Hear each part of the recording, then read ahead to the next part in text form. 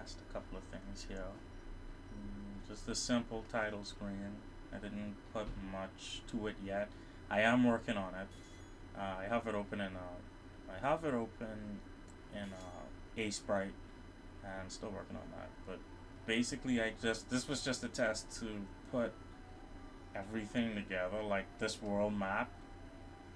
There's still some things I was working on here, like the tile set, because I'm drawing that in right now, among other things, and how levels would work. Like you walk over it, and the name would show up at the bottom of it, and if you click it, it would send you into the level.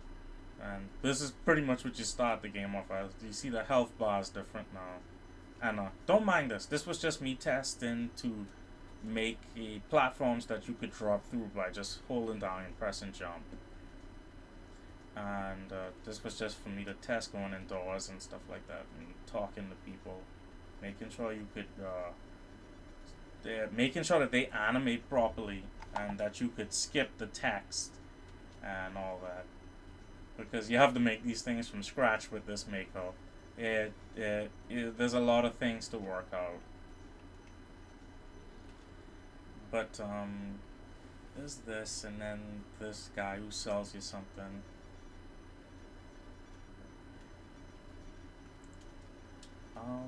And the new menu that I just put in not too long, you see, it's way better than the previous menu. The health bar is different too.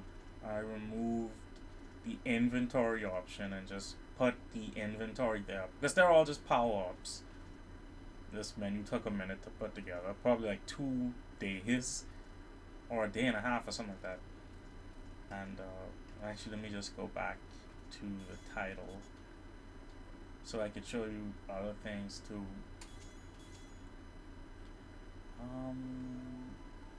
Like you go into actual level, like this level I just made to test how water would work, which is pretty simple.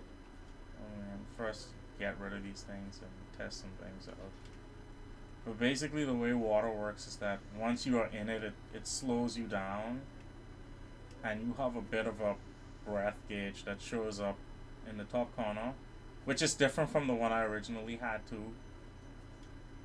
And I just, like I said, this area is just a test on how water would look. You see, it slows you down, and you have bubbles and stuff.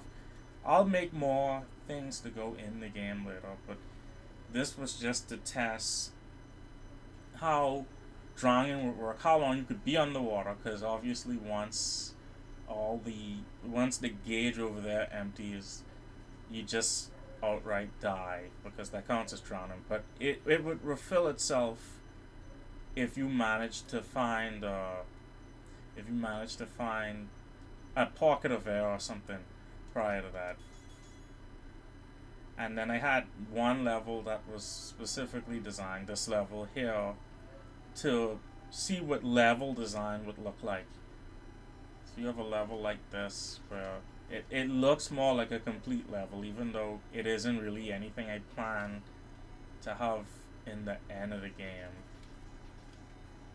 This was just, test and hit reactions and stuff like that. There are some features that are still here that are going to be removed, like you being able to get poisoned and stuff like that. And I think you saw this in the other video.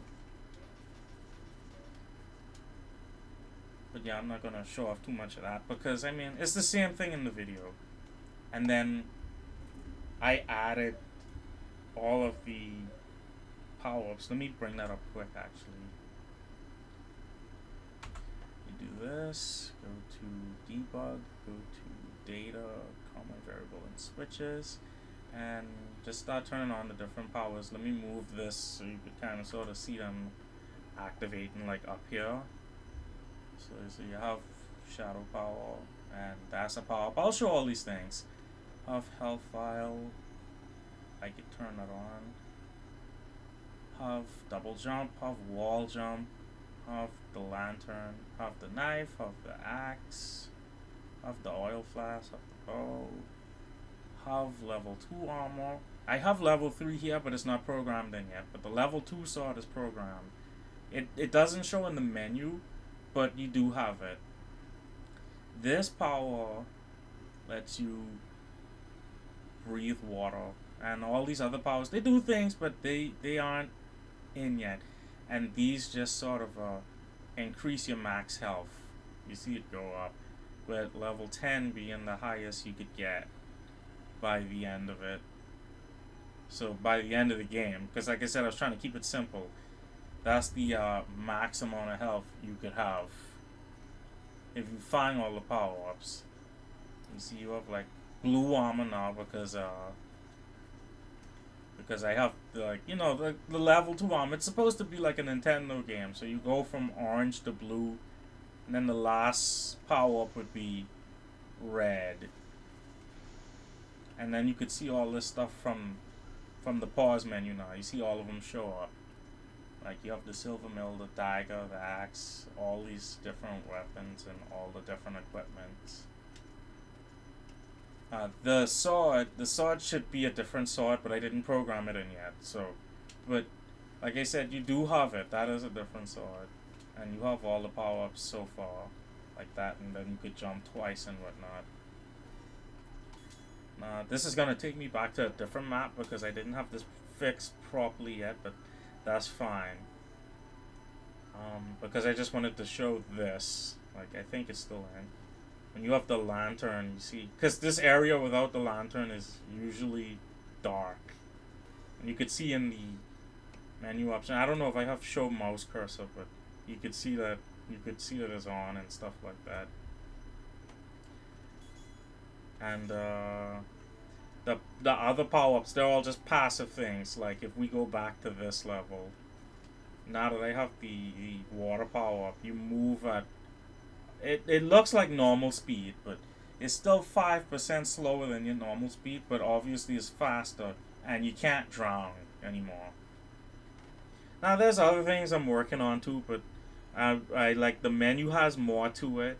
Like there's going to be another menu over here to show you all the passive powers you have. And when you over here, when you're in a dungeon, it'll show a dungeon menu. So sort of like think of it like Zelda. Some levels are like Castlevania, and then some levels are like Zelda 2. But yeah, I'm working on a lot of that stuff right now. But this was just I guess, sort of quick. I don't know how long this video is, so I'll cut it right here for now.